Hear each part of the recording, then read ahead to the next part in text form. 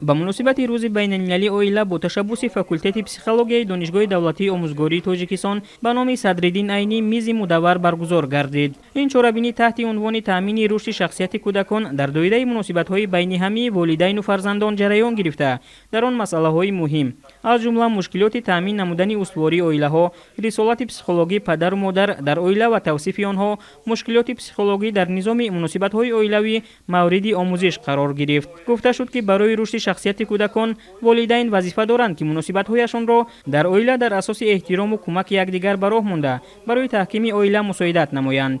Танзими муносибатҳои оилавӣ дар асоси принсипҳои ихтиёрӣ будани ақди никоҳи марду зан, баробарии ҳуқуқи зану шавҳар дар оила, ҳалли масъалаҳои дохили оилавӣ дар асоси мувофиқаи тарафҳо, афзалияти тарбияи кӯдакон дар оила, ғамхорӣ нисбат ба некӯаҳволӣ ва рушди камоли онҳо, таъмини бештари ҳифзи ҳуқуқу манфиатҳои аъзои ноболиғ ва ғайри қобили меҳнати оила амалӣ мешавад.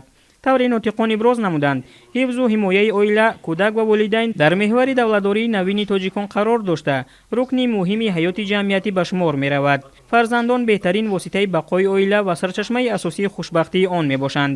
аз ин сабаб барои тарбияи дурусти онҳо муҳити боварӣ ва эҳтироми ҳамдигариро фароҳам овардан зарур аст, гуфта шуд дар мизи мудаввар.